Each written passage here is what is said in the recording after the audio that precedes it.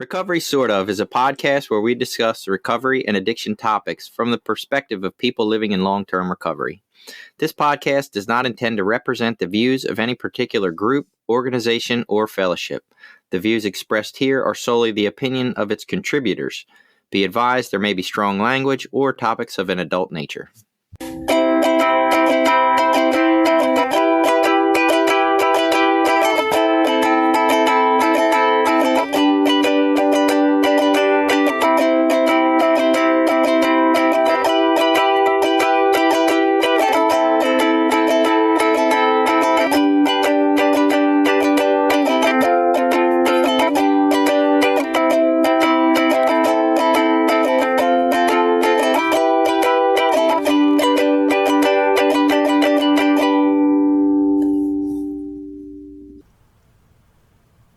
Welcome back. It's Recovery Sort of. I'm Jason. I'm a guy in long-term recovery, and with me is...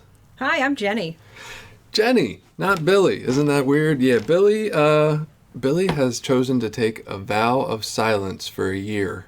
No, I'm kidding. Billy's on vacation, and he's having a good time living and enjoying the benefits of his recovery, and so we wish him well, and can't wait till he gets back. So Jenny agreed to come in and be with us today as we talk about ACA, which is Adult Children of Alcoholics. I've also heard people say ACOA. I guess that's not as fun, though, as ACA. I kind of like ACOA better, honestly. I still say ACOA, but I'll cave to ACA if that's the norm. I think that's what people are saying now, is the ACA. You know, the hip kids couldn't afford that extra syllable with the O. They had to... Well, ACA is also the Affordable Care Act, so... Right. That's confusing. Mm-hmm. I feel like a lot of our letters also mean other things. Like people get AA and AAA confused and all that good stuff. Like my iPhone gets confused, yeah. Anyway, so we're going to be talking about ACA today with Sarah as soon as she comes on. This is a weird thing, though, having you here. Not that you're weird, but it's odd because it's the first episode where we'll have more women than men. It's the first episode Billy hasn't been here. In dealing with ACA, it's the first episode that we're going to deal with maybe a complementary program instead of a substitute program for addiction. So it's a lot of firsts. It's okay to call me weird. So ACA, one of the things we're hoping to find out, because we were just having a conversation about how addiction runs through families and what that's like. And so ACA kind of is with being adult children of alcoholics, this is people who grew up in an alcoholic household. And it's probably, we've talked about on this show before how the disease of addiction runs through generations and just goes from one to the next and causes awful results and doesn't seem to have a natural way to break that cycle without some outside intervention or people seeking help for outside intervention. And so we don't personally know if ACA is welcoming of people from drug addiction families as well as it is alcoholic families. I don't know that. I don't want to say that those problems are different, but yet at the same time, I think it's kind of like the difference between Al-Anon and Nar-Anon. I get that Al-Anon, they technically kind of deal with the same thing, the enabling possibility and all that, but I just feel like, I would say people in Nar-Anon probably feel like the stakes are higher. Could be. I'm super curious about that question, because I have a question for Sarah when we talk to her, about that, so when we get to that part. I got So you. I'm really wondering. Yeah, so it should be interesting. I want to find out. And of course, as always, Sarah is not the end-all, be-all of information on ACA, so she might not be able to answer all our questions. But I'm curious because I do feel like there's a lot of families caught in this cycle of, I don't know what you want to call it. Some people just say it's trauma. Some people say it's addiction. Some people, say it has something to do with mental health. But it's definitely a problem. Like, it's a problem we see. It's a cycle we see from generation to generation. And, is ACA part of the way to stop that? Is it, or some similar program? Is this what we need to start to deal with these issues instead of just, keeping them quiet and not talking about them like we seem to have done, and then passing them on again to the next group of kids that comes along. Yeah. When you invited me to be on the show, and I, because Billy was going to be out this week, I didn't know if you were inviting me just to help with Billy being out or because I'm a good candidate for ACA, because I probably am. I don't have any experience with ACOA, and I don't wonder if this counts as my first meeting. Am I going to get a coin today? I don't know. You can. I have so many questions. I can't wait to hear her speak about it, because I've only read like a little bit online, like the laundry list, right. And it's really interesting. And I know in my own story, I mean, I'm not going to tell you my whole story, but like, I did some work along the lines, but not with the official ACOA program. So I'm looking forward to hearing what she has to share, and kind of like, going from there. I have never done ACA either. It was recommended to me at one point, and I almost went that route. The biggest problem at that point in time was that there weren't any real groups in the area.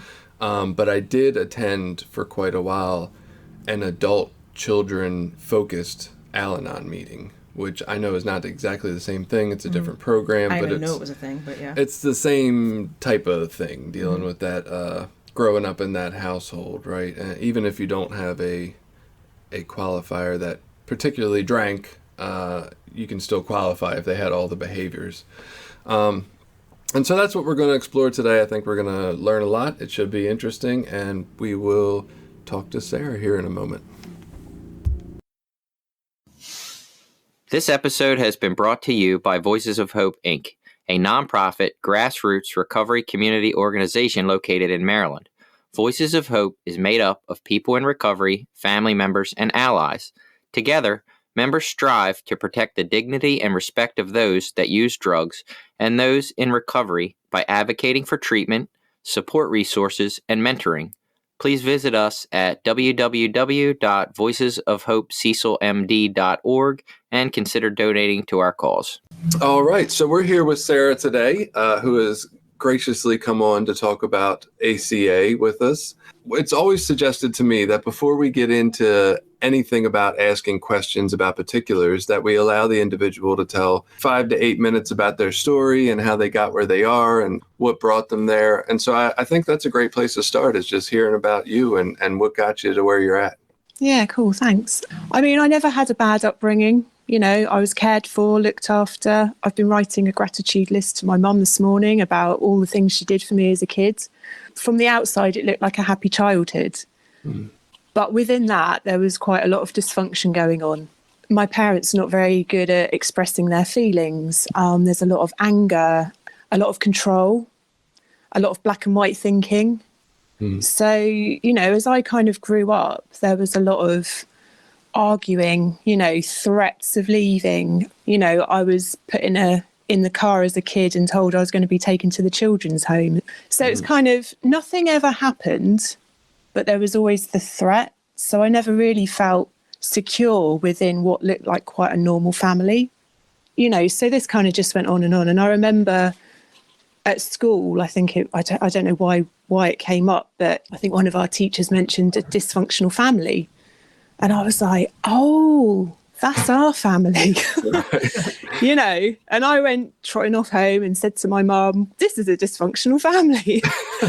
And obviously that didn't go down very well.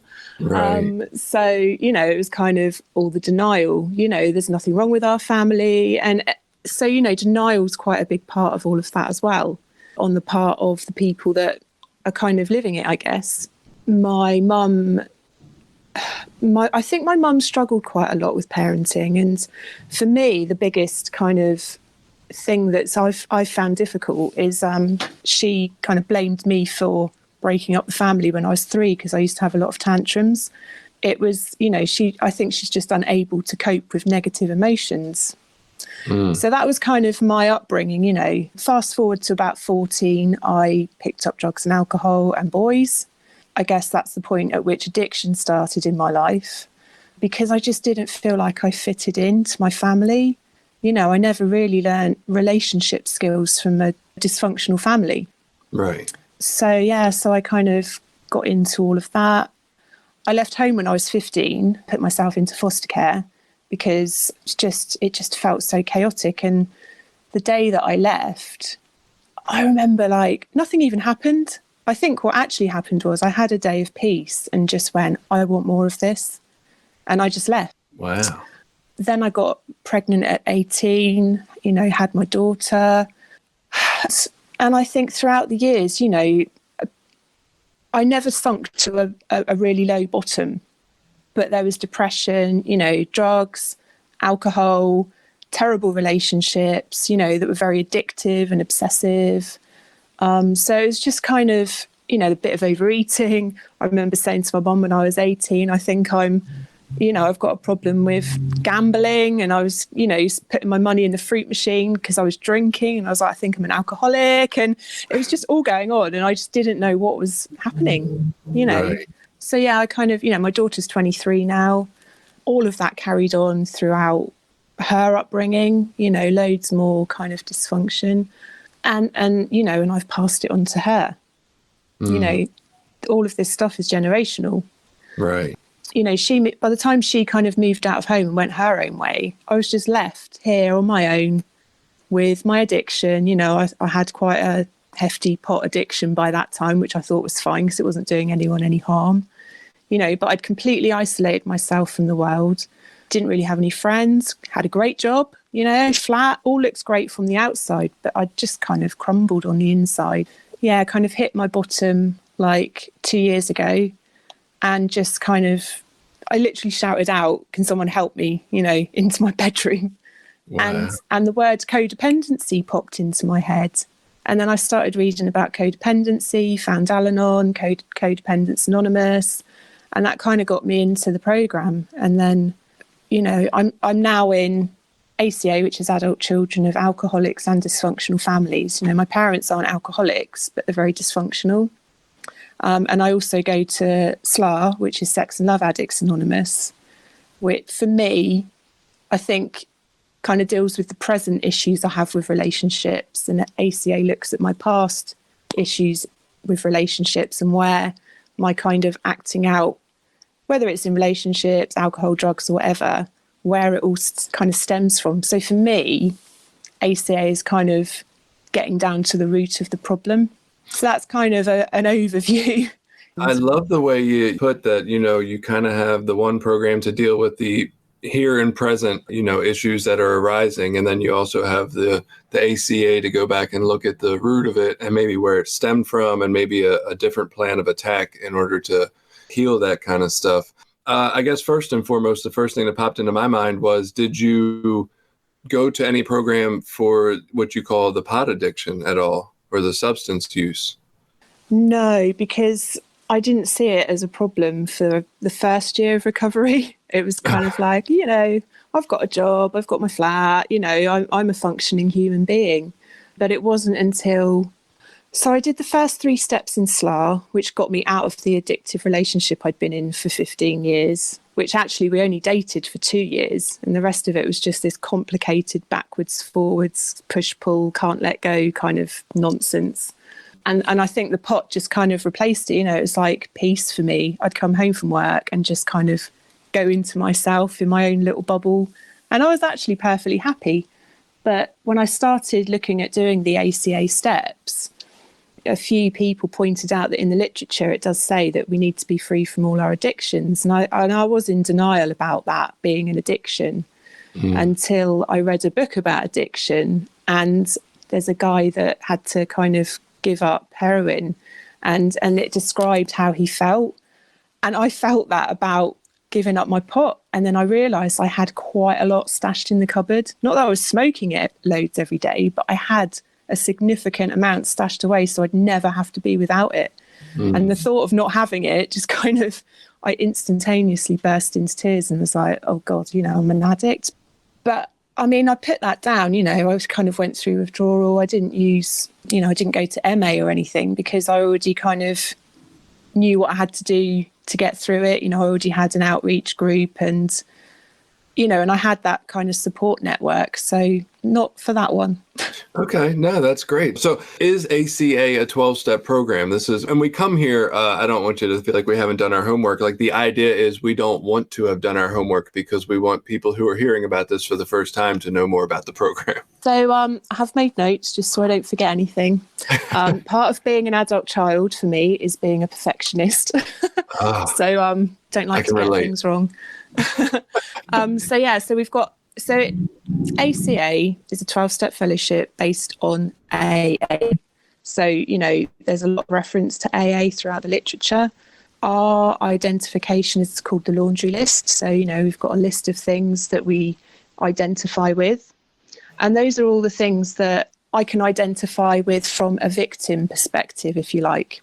Mm. But then we've also got the other laundry list, which is where I've now become the perpetrator. So I may have been the victim of my parents, but I then became the perpetrator in the way I acted towards my daughter, because I learned those behaviours from my parents. And then, without meaning to, I replicated those in the way that I brought my daughter up. So those are kind of the identification. And then there's the problem and obviously the solution. I don't know if you want me to kind of read any of that stuff out, if it's helpful. Well, what does ACA say the problem is? So, feeling isolated and uneasy with other people, especially authority figures, becoming people pleasers and losing our own identity in the process. So, a lot of codependency. I tend to, like, for instance, I've stayed in relationships because I don't want to let them down. There's a lot of abandonment and I don't want to make other people feel abandoned. We become alcoholics or other addicts ourselves, or we marry them, or both. Finding compulsive personalities such as workaholics to fulfill our sick need for abandonment. Living life from the standpoint of victims, having an overdeveloped sense of responsibility, getting guilt feelings when we stand up for ourselves rather than giving in to others. And really the main point is we become reactors rather than actors. So in a crisis, I can react from an emotional state rather than a calm adult state, because I'm I find myself transported back to being a kid, and I'm then a scared, frightened kid trying to react to an adult situation without the skills, because I never learned them from my parents, because they're very reactionary and emotional. There's a lot of anger and just emotional kind of outbursts and things. So we're dependent personalities, terrified of abandonment and willing to do almost anything to hold on to a relationship. But we choose insecure relationships because they match our childhood relationship with alcoholic or dysfunctional parents. So, learning to keep our feelings down as children, keeping them buried as adults. And then as a result of that, we confuse love with pity, tending to love those we could rescue. And for me, the biggest thing is, becoming addicted to excitement in all our affairs. So, kind of tapping into the inner drugstore for excitement, because, all the chaos and the drama and the shouting and all of that went on in my childhood, when it's not there, it just feels like a bit of a void, there's nothing. So then I kind of look for this excitement in other places. Yeah. So in listening to that list, I can only relate to every last one of them. This is not the first time I've heard that list. And every time I hear it, I'm like, check, check, check, like all the way down. And also in having a little bit of familiarity with the SLA program, I can completely see why those two go together with that laundry list. It sounded very similar to, a lot of the relationship ideals and ways we act in there if we qualify for the SLA program as well. Yeah.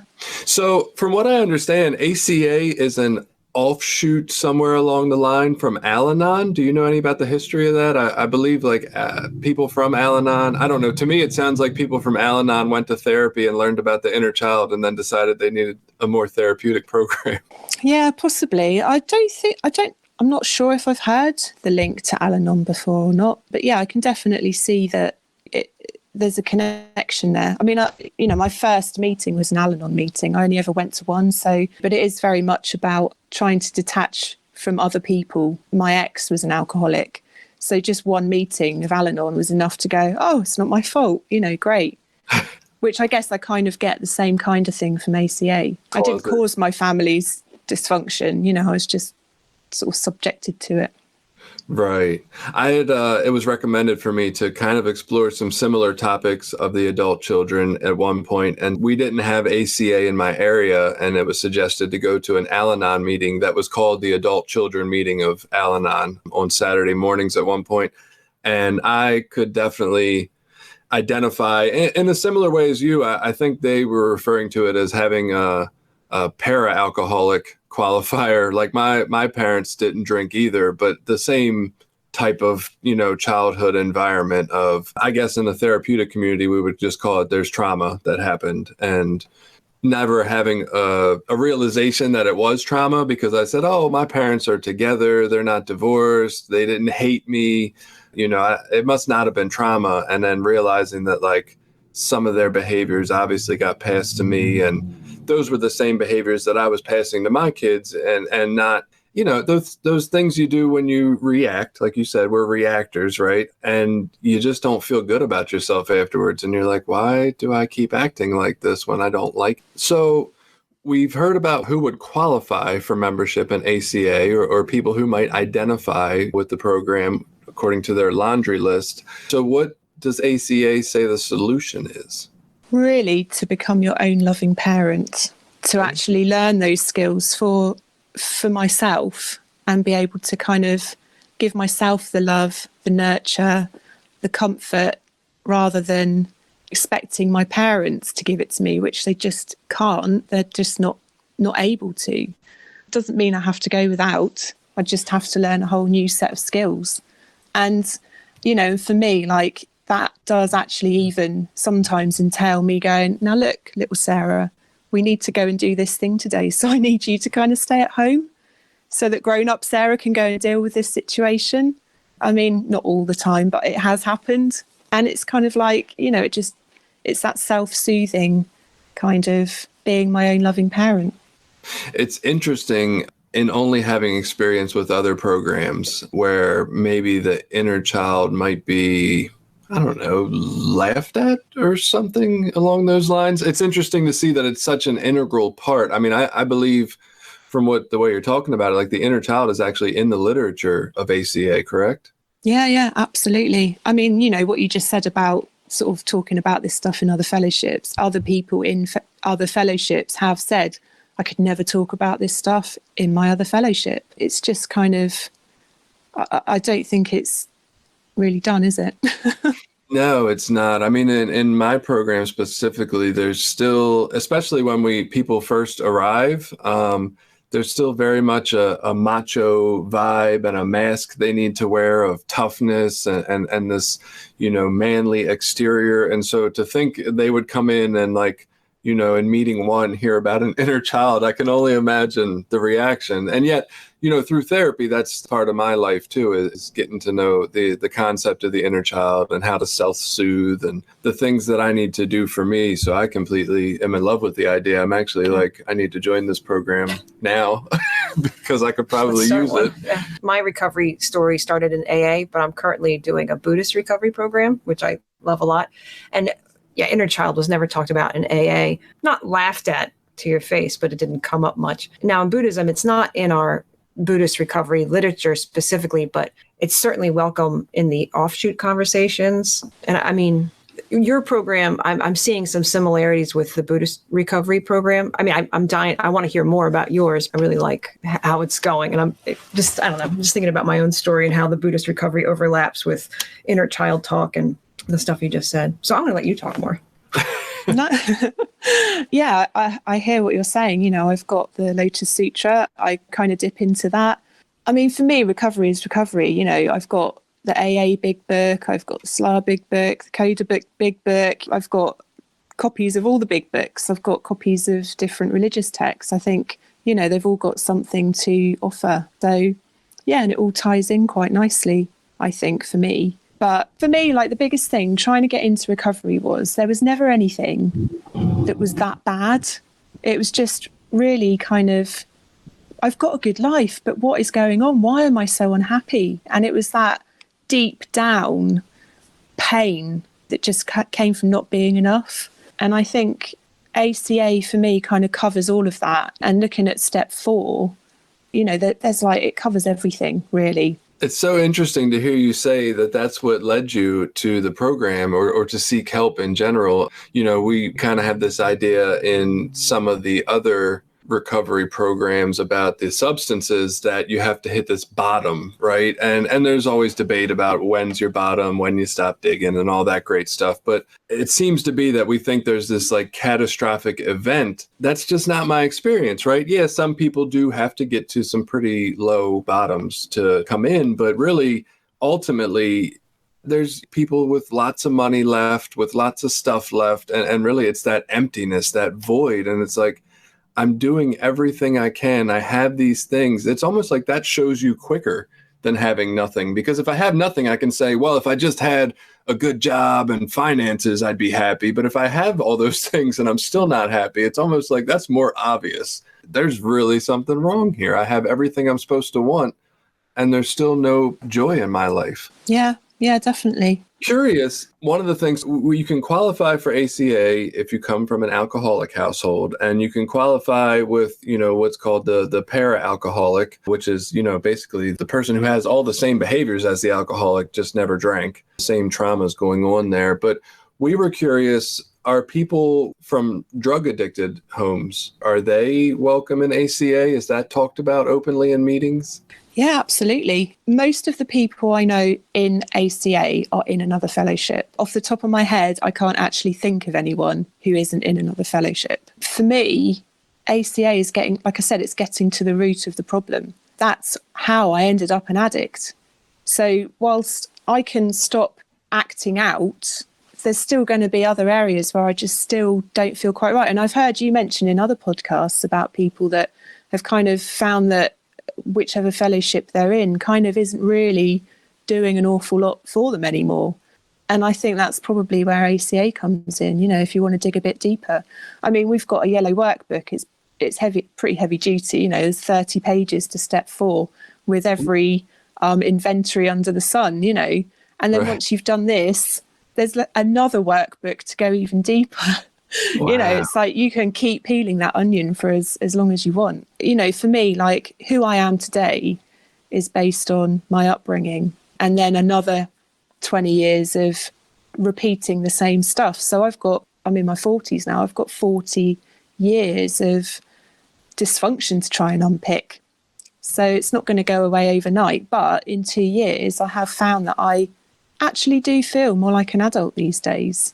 Not all the time, but most of the time, and I feel secure with who I am most of the time, and I still have blips, but now it's like, oh, that's just some work I need to do. Get journaling, right. try and work out what's being triggered here, because there's something that just needs looking at. You were talking about not necessarily coming from a house of addiction, but in the literature, it does say that, parents could be addicts or not. They could also be emotionally ill, hypochondriacs, hypercritical, perfectionistic, ultra-religious, sexually abusive. There's all sorts of things that can come from living in lots of things that define being dysfunctional. And one of the exercises that we do as part of the workbook is to actually draw out a big family tree. And you kind of write down how all of these people map to ACA. So you kind of list all the loners, all the alcoholics, the people that were really self-sufficient and wouldn't accept help from anybody else. I didn't realise just how dysfunctional my entire family was, all the control. There is actually a lot of alcoholism in my family. And I know my dad did drink quite a lot as a teenager, but then he just stopped. So I'm kind of thinking, well, is he a dry drunk? Because he's very angry. Yeah, he might not be an alcoholic, but he's definitely not been treated for whatever happened to him that made him the way he is. So it is difficult to kind of get help if you come from something, a background where it's not necessarily alcoholic, addict. If you're not an alcoholic or an addict, I mean, there probably is something somewhere along the line. But I think ACA just really does cover everything. Over here, there's people who shot heroin who go to AA, and generally in the AA meeting, they kind of hope you don't share that. Like, they don't want you to talk about drugs. They want you to talk about alcohol use and recovery from that. But they can go to that program and work the steps and work that program and find the help they need. But they're still not really allowed to talk about it, I guess, in general. Some meetings are pickier than others. Yeah, some places definitely don't care as much, for sure. And same kind of idea with like an Al-Anon or a Nar-Anon meeting. Like, they really kind of stick with what they're supposed. So is there any language that would not be welcome in ACA? Like, could you go in and talk about your parents being heroin users and you recovering from that? Or do they kind of try to stick to the alcohol since it's in the name? Well, no, I mean, it's alcoholic and dysfunctional families, so it covers everything. I can't remember where it says it exactly, but I did have that feeling that maybe I shouldn't talk about, say, for instance, my SLA stuff or my codependent stuff, you know? So for a long time, I was very mindful of that and didn't talk about it. But as I was working through the work, you know, the STEP workbook, it did start specifically talking about all of that stuff. So therefore, if it's in the book, I'm going to talk about it. And I do now talk more openly about the things that I struggle with because of my ACA upbringing. So, you know, it's part of who I am. I've had problems with alcohol, smoking pot. You know, I mean, I was sat there last night dealing with some feelings, thinking, I really want to go and get high. You know, and I have talked about that in an ACA meeting because, you know, I'm working the ACA steps. So I need to recognise when, I suppose, acting out is coming up for me, and I need to, it all ties in, really. I'm actually highly surprised that they use the terminology dysfunction in their wording, and only because I know in the therapy world, they're kind of moving away from using that word because it's sort of gotten taken over, not so much with the stigma of being terrible, but almost the stigma of playfulness, kind of like how people use it and throw it around so much now that they sort of want to move away from dysfunction and plus it's a negative connotation label. And so they're trying to use people first speech. And so it kind of caught me off guard that ACA uses the term dysfunction, even though I think probably more people can understand what that means than anything else you would call it. Yeah. When ACOA was first introduced to me, it was as adult children of alcoholics and dysfunctional families. That was in rehab. I went to outpatient rehab. Even the term adult children was like really weird to me. Now, I wasn't that bright when I entered rehab. So, but when they started mentioning adult children, I'm like, what does that even mean? It took me a while to sink in. And so I didn't know I had those traits. It was funny how my therapist counselor at the rehab had brought it up. She kept having that acronym ACOA in my report. I'm like, what is that? She's like, adult children of alcoholic. She's like, that's you. I'm like, what? Like, she's like, oh yeah. I was like, oh, okay. But I didn't even know what adult children meant even back then. But the dysfunction was definitely present too. So it should be ACAD, adult children of alcoholics and dysfunctional family. Unless the word police come and get you. And I can be a bit of the word police too. I hadn't heard that dysfunctional was like kind of on the outs, but. I mean, you know. No, me neither. It is. I think sometimes it's tricky because we want to use language that emphasizes people's strengths and not deficiencies. And so that's why they try to move away from dysfunction because it sounds like more of a deficiency than a strength. And the basis in therapy is usually a strength-based perspective. But I like that.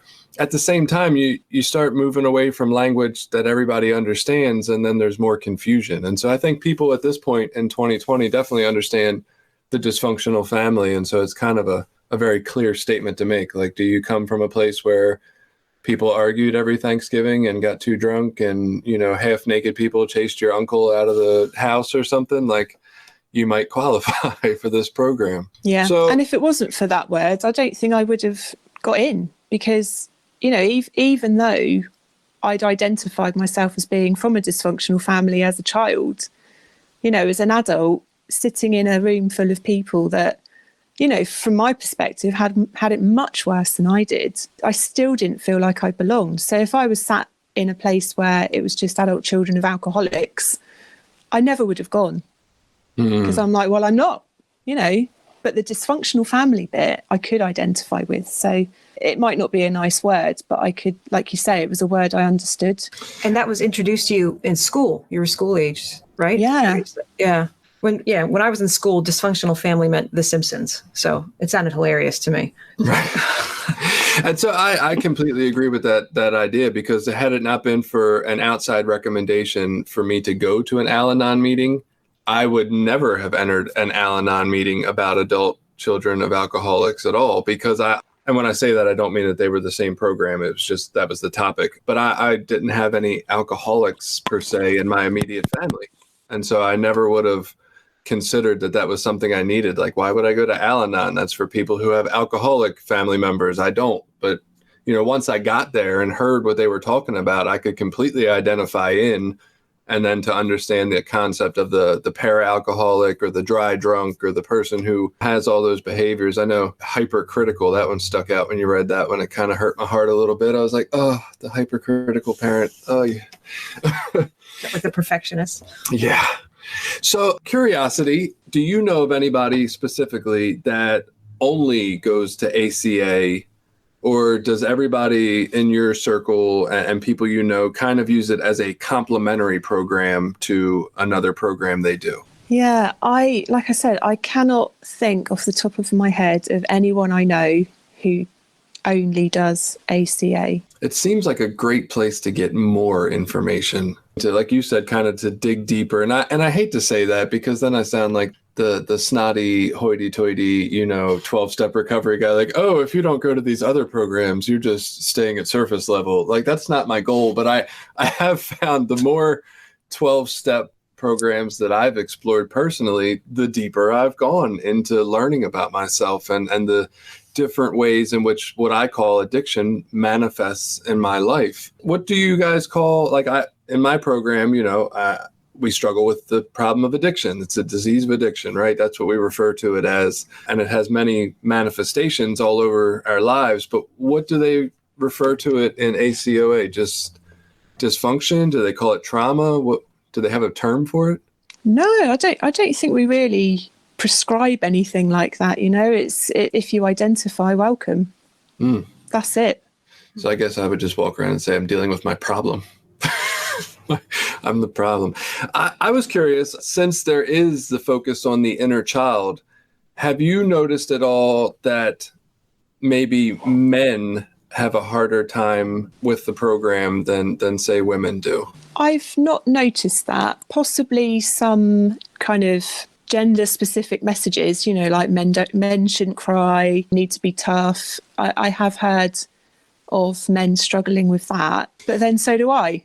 Right. Because one of when we do our, in our preamble, it's, adult children of alcoholics and dysfunctional families are told, don't talk, don't trust, don't feel. So, it's not gender specific. We have been told to keep quiet. Why are you crying? Why are you doing that? Stop crying. I'll give you something to cry about. Constantly, it's just emotional abuse, really, isn't it? And just not being given a space to feel emotions, to feel feelings. You mentioned masks. We put masks on. We pretend like everything's all right because that's how we've survived.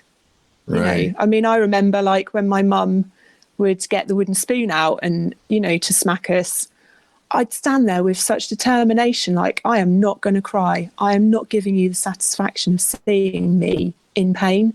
And so that just becomes a default, to not show emotion, to kind of shove it down and not express it. And ACA is really about getting in touch with all of that. I sometimes now have started being able to give myself time to cry. Like the other day, I was going off into the kitchen to stuff my face because I was feeling feelings. And I even said out loud that I knew that I was doing that. And on my way back through, I kind of thought, no, I need to sit down and have a cry. So I did, and that was the solution, was to get in touch with what I was actually feeling and not go and try and soothe it with some kind of acting out, because I haven't got my pot anymore. I don't drink, but there's still a load of sugar in the kitchen, Right. So it's trying to keep a check on what am I feeling and what do I actually need to do to make myself feel better. So, and what I just heard there is that we come from people who don't know how to feel and express their own feelings or tolerate them. And so we're raised in a way that in my house, it was safer to not have feelings. It was safer to not cause a ruckus or stand out. Everything was just safer to be okay, because then I didn't have to deal with what happened when things weren't okay. And then that's what we learn. And then that's all we have to pass on to our children without some kind of program to help us be more conscious and present in the moment and deal with some of those things and not be the reactors. Is that like the ultimate goal of ACA, to kind of no longer be the reactor, but to just respond to life as seems more appropriate in the moment? I think so. But also, as you were saying that, I kind of realised that there's a lot of fear in my life. If I were to express emotion, then my instant thought is I'm going to be abandoned. If a friend is to get upset with me, I'm like, oh, well, the friendship's over. So I'm steeling myself and shoving my feelings down and going, well, I never really cared about that relationship much anyway. We had a good time, but, move on. And so it's kind of trying to build intimacy and trust that if I have a bit of a blip with someone, it doesn't mean the whole thing's over, and that negative emotions are okay. It's just someone expressing a feeling, and that feeling is okay, the same as being happy is okay. And making sure that I'm true to myself and not just constantly trying to people please in order to keep them in my life, which I would have had to do in my family of origin. It was always about keeping my mum happy so that she wasn't upset. So that kind of then extends into other relationships where I'm constantly trying to put my feelings aside just to make sure the other person's happy so they don't leave me. I remember buying my first car, and I purchased the car that my wife, who was my girlfriend at the time, really liked, because I honestly had no concept of what my favorite things in life were at that point in time yet, until I had sought some therapy to figure that kind of stuff out. Would you say there's any time you graduate ACA? Is that something that happens? Maybe not graduate's the right term, but is there a finish to the program, or is this kind of a lifelong addressing, or do you get to a point where maybe you feel like you've addressed everything you can address from your childhood and it's time to stop going? I'm not aware of any kind of milestones. There are chips for kind of yearly membership. It's not something that I really hold on to anymore. I mean, we did have we have chips in the other fellowship, but if I lose sobriety, I'm going to beat myself up a bit more about it. I just stay in the programme. And I think it is a lifelong thing. Steps 10, 11, 12 are anyway in any programme, that constant checking in and working the programme. I don't see how I will ever be done learning. I mean, even if I'm healed, right, I still want to carry on being the best person I can be. So no, there are no specific recovery milestones in ACA that I'm aware of. But like I said, there's the other laundry list book to do once I've done this one. So right. And I believe it's not referred to as sponsorship in ACA. Is that correct? You can have sponsorship. The way that I'm working is like the fellow traveller way, which is, me and another fellow wanted to work the programme, so we just kind of joined up and we do each step together. It's kind of gone a little bit out of sync now, but to begin with, we were doing step one together, doing all the writing, meeting up and then sharing back what we'd found and just having the discussion. Some people do have sponsors. There are other people who do it as a group of people have just finished doing the steps. I think it was a men's group, so they all did the steps together. It's a personal journey. So that's what I like about ACA is it's not rigid. And I think this rigidity of growing up in a controlling environment is what I like about ACA. It's letting go of all of that. I don't have to do this perfectly. I mean, when I started doing the workbook, I had it there and I was like, oh, if I write in it, I'm going to ruin it if I get it wrong or a spelling mistake. It's all got to look perfect. So I was like, right. And I just scribbled out the first few questions in it just to get over that fear of getting it wrong. And, I'm on step 9 now and I'm a bit stuck with one of the amends I need to make. And I kind of thought, maybe I actually need to just go back to step 4, So I'm kind of back on step 4, looking at my part in order to try and move forward with the step 9. And I'm using the AA literature for this.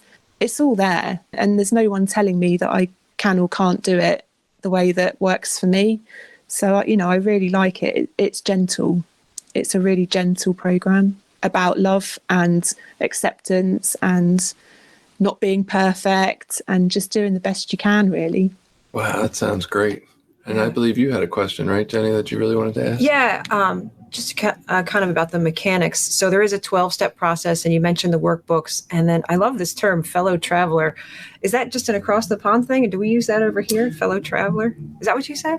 Yeah, it's fellow traveler. Yeah, I like that term because in the Recovery Sangha, we don't have enough people to do like a sponsorship thing, but a fellow traveler. I like the image of that. How often do you meet personally, or what's the program recommend? Well, they say give it, I think it's 3 to 6 meetings, to see if you identify and then just keep coming back. I mean, I do a weekly meeting, I have a commitment.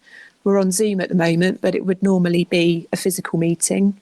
Yeah, there's quite a lot of groups actually in the UK, and we have conventions. I joined an ACA workshop yesterday that was based in America, which is great because at the moment we're going all over the world, sort of dipping into things. It's great. It's a great opportunity to sample other programs because around here, when ACOA was recommended to me, I think we had one meeting, not even that close, 1 day a week. So I ended up not doing it, but now's a good time to try Zoom out. I haven't done any online meetings. I've just done one in-person outdoor meeting, but maybe I'll dip into yours.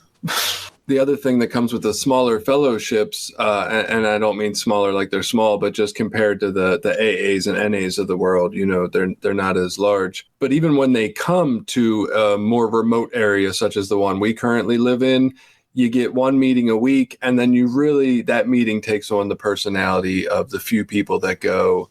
And it's just not the same. If, an hour away from us are 2 major cities. And if you go there's the variety, right? You can hit a meeting on Monday and it feels one way, and a meeting Wednesday, and it seems like more structured than it does up here. Up here, it feels more like a conversation or a hangout between a couple of friends, which can be great if those people are really in tune with the ideals of the program. But sometimes I've found it's not in tune with the ideals of the program at the moment, and it kind of just seems like somebody running their own meeting for their own reasons, which is weird. And you had a question about the opioid epidemic too, right? Yeah, this is my big question. Yeah, ready for my big question?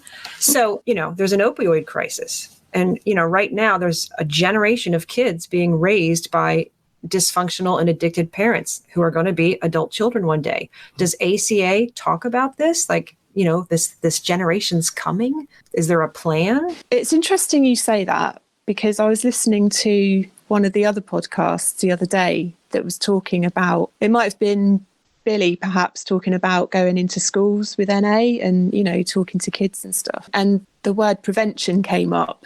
Is that what you're sort of talking about? Because when I thought about it, it's like I had no choice in how I was raised, and I can't see that I could have turned out any other way, because dysfunction is generational. It's passed down from parent to parent to parent. So my ACA journey is really about drawing a line under that and stopping the generational pass down of the dysfunction to, I've already done the damage, but I can definitely not make it worse for my daughter. If I'd have kind of got into ACA sooner, it might have had more of an impact. But my ACA journey is about acknowledging the fact that my parents did the best with what they had. They did what they could, and I did the best with what I had.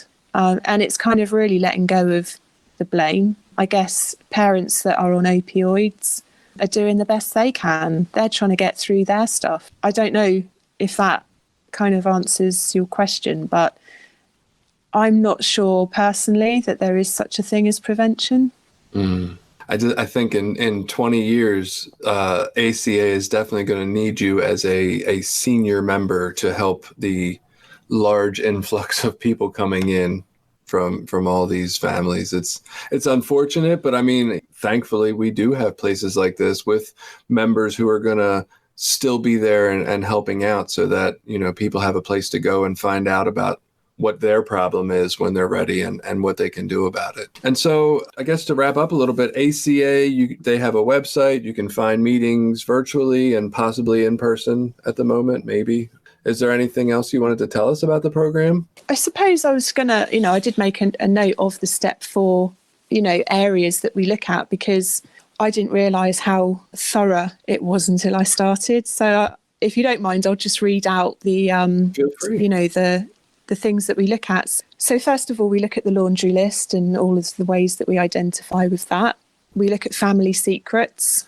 We look at shame, abandonment, generational transfer of harms. So what I've passed down and done to my daughter. We look at stored anger, relationships, whether they're romantic, sexual, friendship ones. We look at sexual abuse. We look at parental denial. We look at our own denial. And that was quite a big one for me. That was quite an eye-opener, because I was like, well, I've never been in denial about my family dysfunction. But what I hadn't looked at was my own denial, which I did have. We look at PTSD. We look at trauma and neglect. But also built in with that is a lot of feelings, check-ins, praise, acknowledgement of our strengths, because there's a lot of good stuff that we've learned. We're not bad people. In fact, what I've learned is I'm actually a really nice person. I've been beating myself up for years thinking I was a terrible person, a terrible mum, a terrible daughter, an addict, an alcoholic, all of the things I've done because of it. And now I'm getting in touch with the fact that I'm actually a kind, sensitive, useful member of society. And I suppose, having looked at all of the horrible stuff and dealing with all the grief that surrounds that, I'm now able to shine as the person that I was supposed to be. And so that's kind of, what I've got from ACA. As a guy who loves therapy and all the concepts of therapy, I will say this program sounds the most tied into therapy and therapy language and therapy ideals and values. And I, just for that reason, love it. I love everything about it, honestly. Everything you said today, I'm like, that's great. We should do more of this everywhere. Where do I sign? Right. I have one more question. Is there a spiritual leaning or spiritual rules or with ACA? It's a spiritual program, same as AA, but, you find your own higher power. Okay. I struggle with that, prayer, meditation, I struggle with. What I do is I do a lot of walking in nature. That's my kind of higher power. It's just, finding that thing that's bigger than me. It's about removing my ego, that I've got any control in any of this, in other people's lives. There's a lot of codependency that's come about through my upbringing. And so, yeah, I think it's probably the same as any other 12-step fellowship, really. Awesome. Well, thank you so much for taking the time to be of service today, Sarah. Hopefully people can hear more about the ACA program. And I generally find that the more people hear about a program, the more they realize they're part of the Me Too.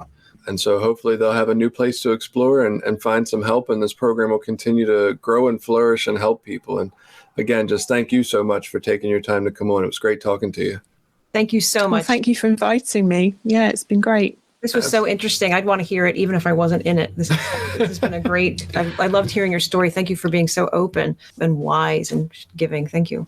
So that was a great conversation with Sarah. One of the things I think that was on my mind that just stuck out a little bit, like I don't know that we have any actual scientific research about, I don't even know how you could research or quantify that dysfunction or trauma is passed down from generation to generation, right? But we do have plenty of research that says addiction runs in families. We have research that says if you start out in a middle-class family, you're probably going to end up in a middle-class family. And if you start out, in a lower socioeconomic status family, that's probably where you'll end up. Like, we don't change much from our family of origin. We kind of have this understanding in science for the most part that's able to be shown in numbers, like this is what happens.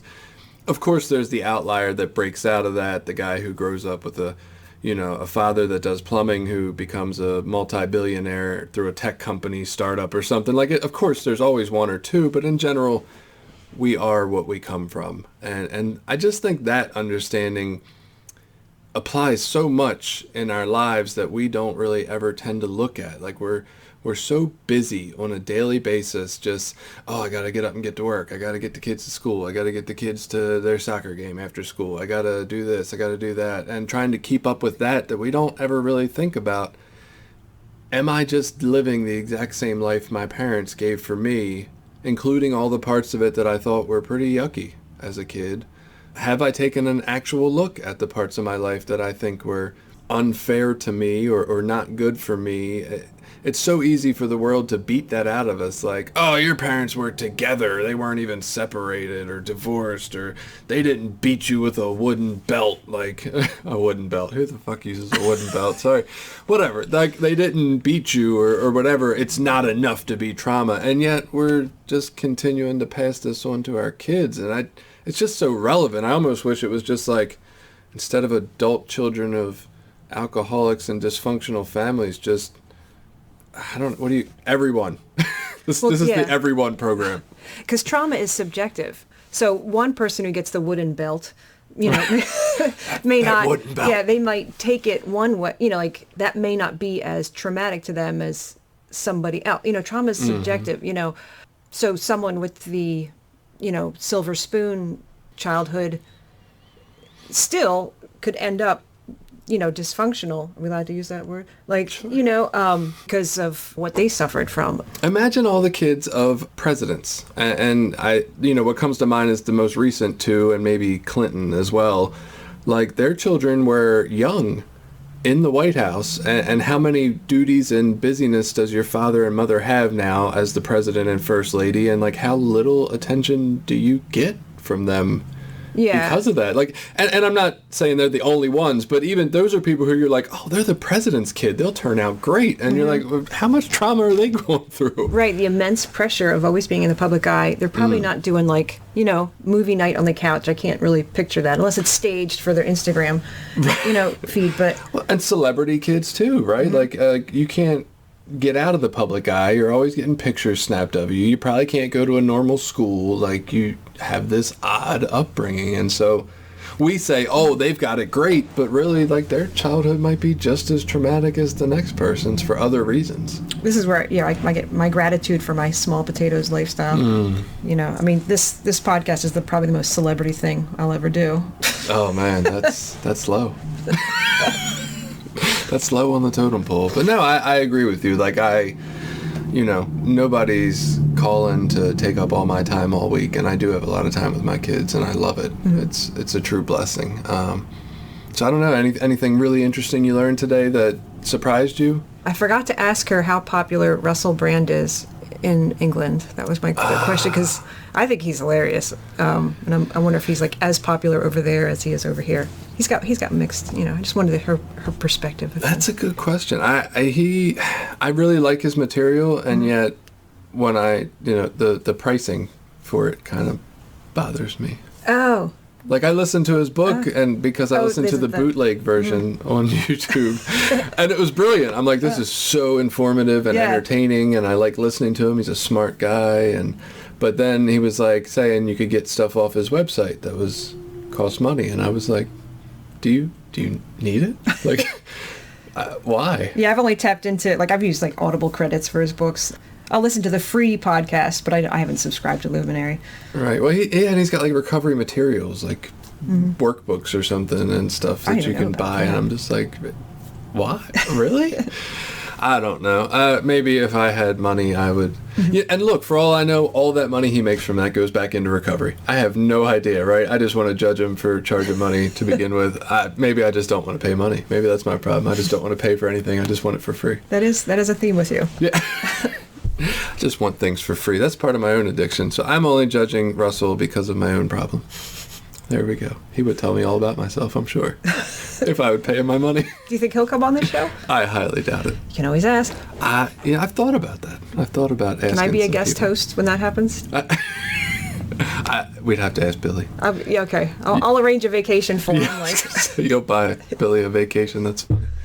But yeah, I don't know. I guess I was a little surprised. I thought I didn't think they did sponsorship. I thought they were all called fellow travelers, even if that was technically like your sponsor. That's kind of a word in the therapeutic community. People moved away from calling their people patients and they started with the clients, which clients is pretty okay, but now even more people are like, it still feels weird and professional relationshipy, and so we want to call our clients fellow travelers instead. That's interesting. So the college-educated paid person is a fellow traveler of the one once was patient? Artist formerly known as patient? What I will say is, for the good ones, probably. I personally think the best therapists are the ones that understand they are right here with you, not anywhere in some, professional understanding level of being above you.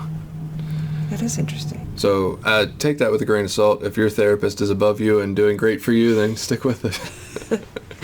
Don't take my advice. But, I guess that's about all I got. You got anything else to wrap up? Thanks for inviting me. Oh, thanks for coming on. I appreciate you being of service and coming on and helping me do this podcast today. Yes, it was a fun experience. I hope I was helpful. Yes, absolutely. Absolutely. Brought good questions and an entertaining voice.